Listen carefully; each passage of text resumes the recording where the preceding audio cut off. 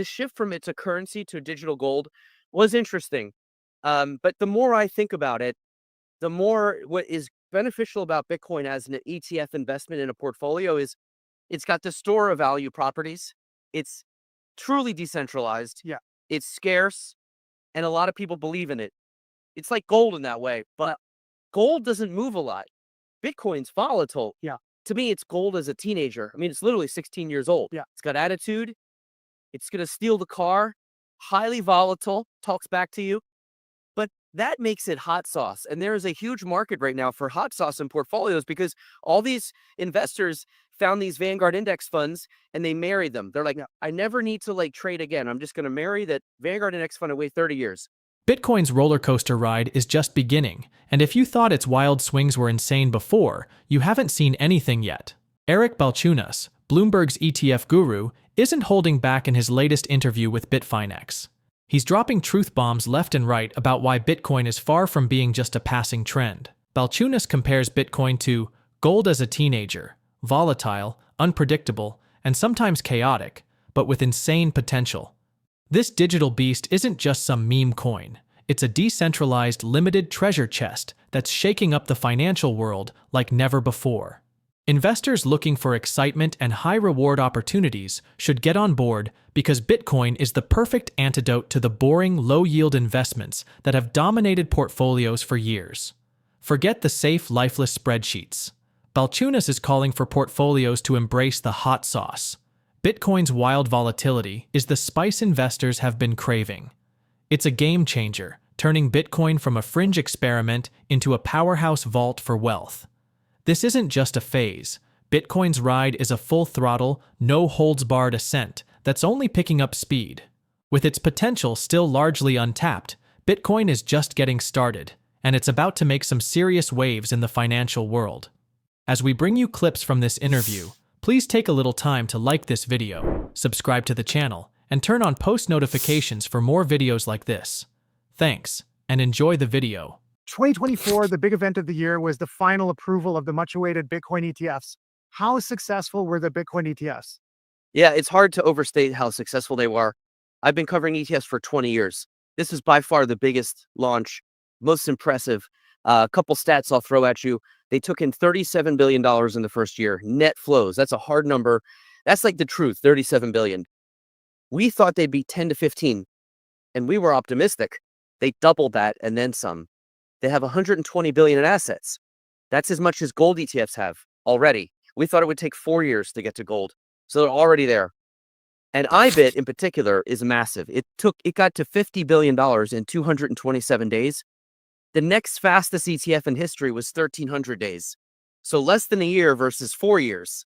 It's insane, right? So clearly huge hit. Why was it a hit? Everybody's been waiting for it for 11 years. It's cheap, 20 basis points, some of them even lower. Liquid, and big brand names like BlackRock and Fidelity. So the regular investors of the world are like, after SBF and all that, they got like some legitimacy. And they're like, now it's safe. Larry Fink says it's okay. It's cheap. It's liquid. It's got BlackRock. I can't get fired. That is a powerful combination for America's advisors. And we're seeing that in the flows.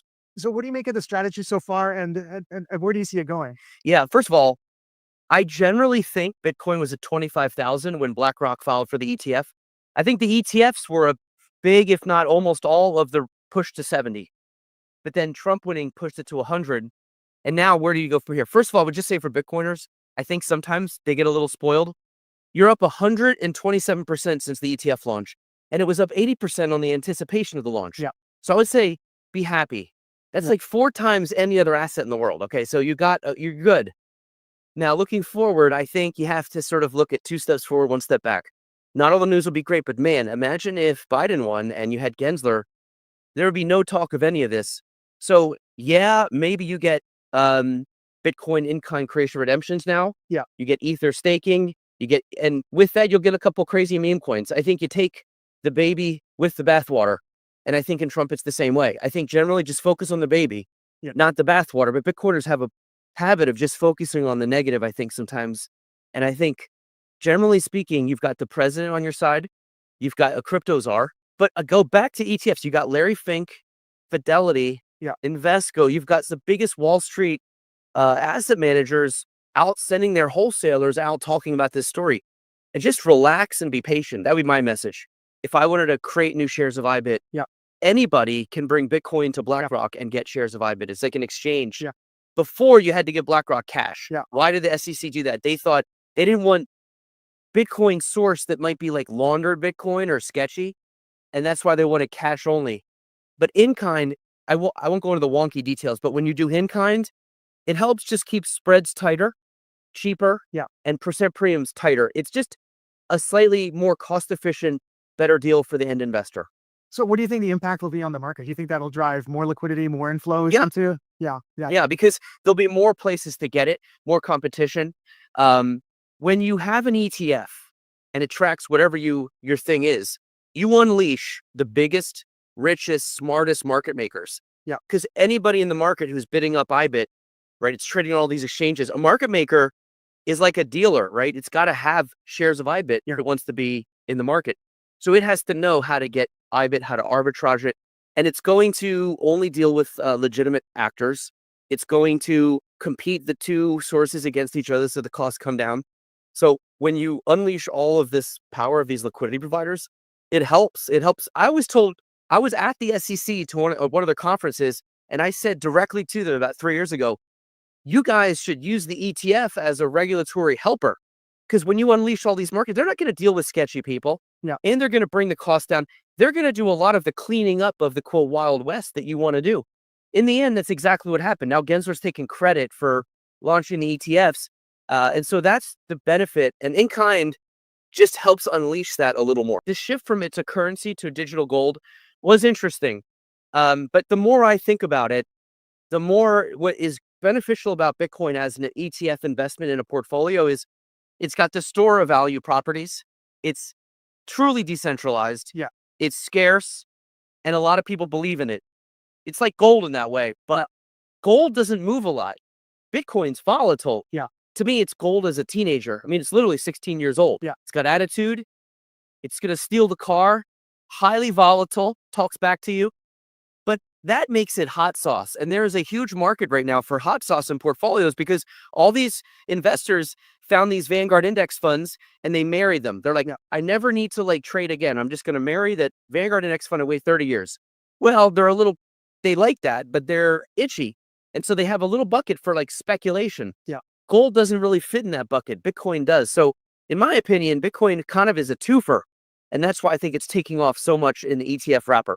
According to Eric Balchunas, the 2024 acceptance of Bitcoin ETFs was a significant milestone, and their success has been astounding. In the first year, they generated net flows of $37 billion, which was significantly more than he had anticipated. Balchunas attributed the enormous adoption to the ETF's accessibility, liquidity, and participation of well-known companies like Fidelity and BlackRock. According to Eric Balchunas, Bitcoin is a decentralized, rare, and universally accepted store of value that makes it a desirable investment option. He compared Bitcoin to gold as a teenager, claiming that it is quite volatile and has an attitude. Additionally, Balchunas said that investors looking for speculative chances find Bitcoin interesting due to its volatility, comparing it to hot sauce. Let's watch more clips from Eric Balchunas' discussion and gain insights. Like, what do you make of the idea of this national digital asset stockpile? Yeah, so I just think long term, it is a store of value. It's going to settle down. All this institutional money is going to settle the volatility down. But I think if the volatility scares a couple people away, Yeah. it's also bringing in people. So it's maybe a wash. So I wouldn't look at the volatility as bad. And there's nothing you can do about it. It's volatile. And I do think that is something you have to acknowledge, that it trades like a high beta stock. In other words, if the stock market goes down, usually Bitcoin goes down a little more. And I think that's something that was a fear for me in terms of what could cause Bitcoin to go down like 40, 50%. Yeah. And I thought, well, if the stock market crashed, but with Trump, he loves having the stocks up. Yeah. And he loves a good stock market. So I think it's almost like a Trump put now instead of a Fed put in terms of stocks probably going to be okay. That's good for Bitcoin. So I do think the idea of using it as a reserve is smart. And honestly, let's say it goes up 100%. Damn, that's even better than a reserve. Yeah. And so Well, that's what's happened in El Salvador. that's exactly. So I just think if I'm a corporation or the government. I am having to have a real conversation with myself that this is volatile. It's had 70% drawdowns and stuff. And you have to acknowledge that. So just like a boomer buying the ETF is not putting 100% in, they're putting 1 or 2%.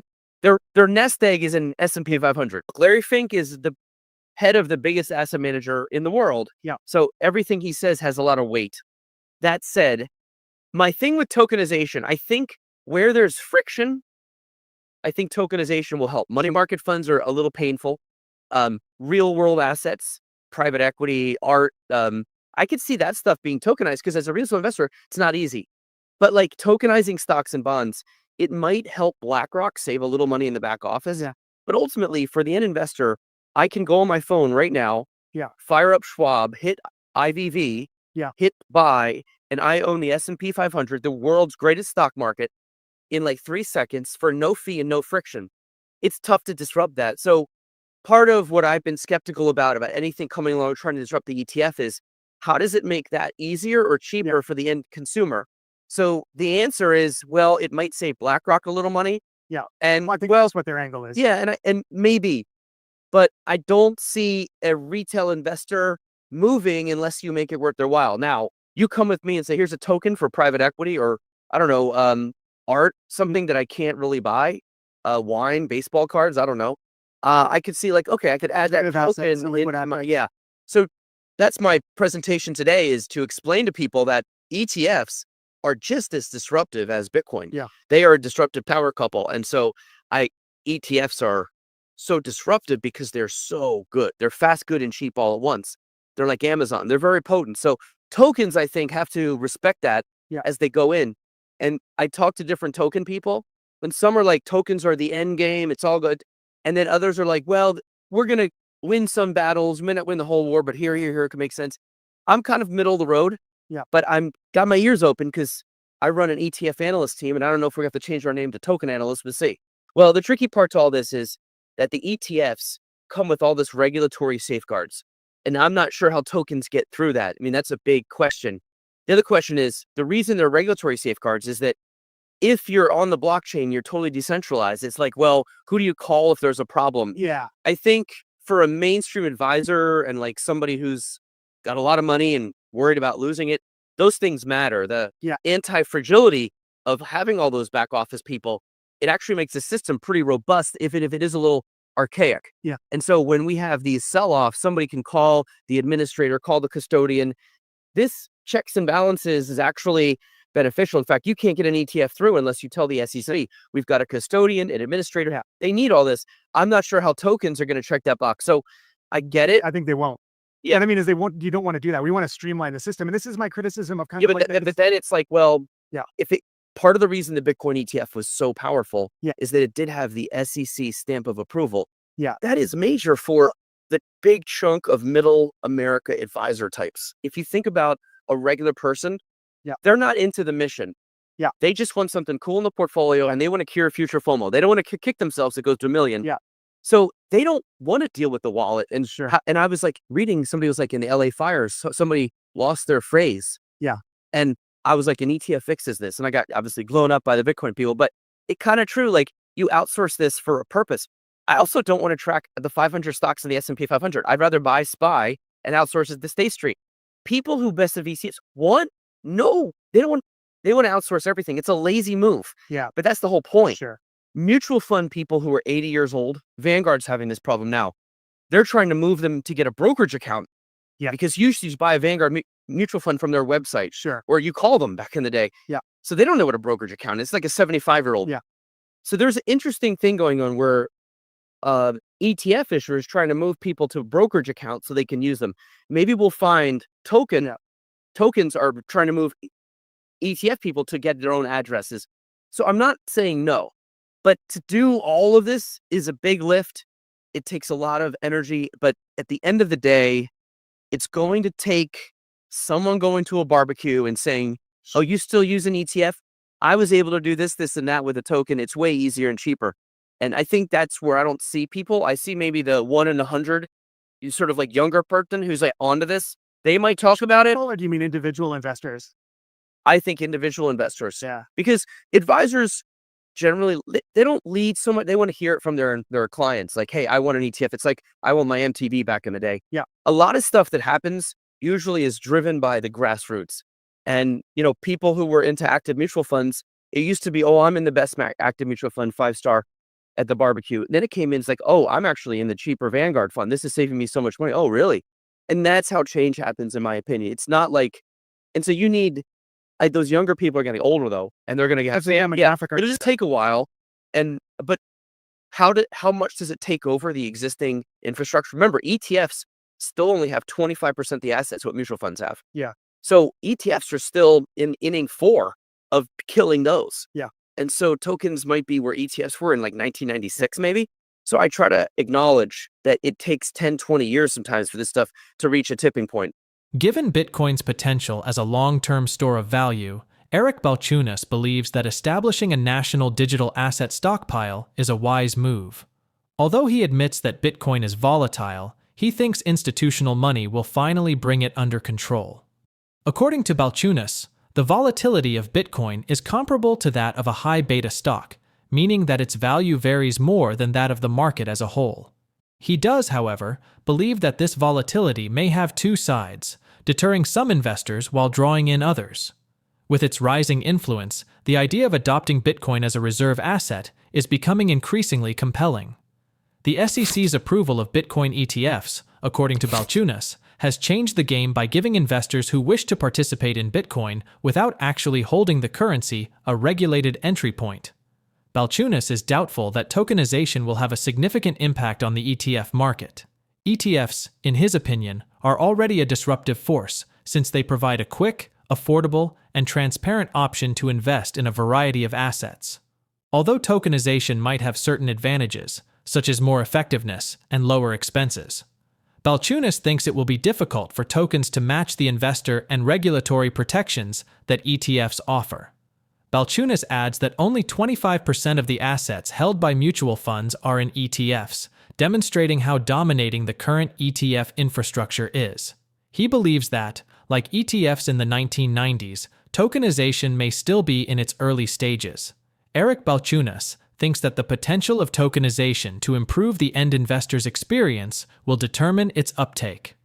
According to Balchunas, the U.S. owns a sizable amount of the world's wealth, with the U.S. stock market accounting for about 65% of global market capitalization.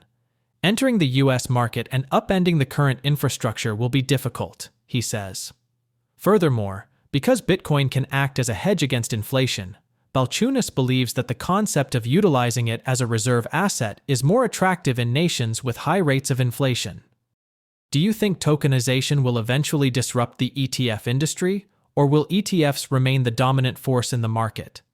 Please drop your thoughts in the comments below, share this video, and hit your thumbs on the like button. Thanks for watching. Don't forget to subscribe.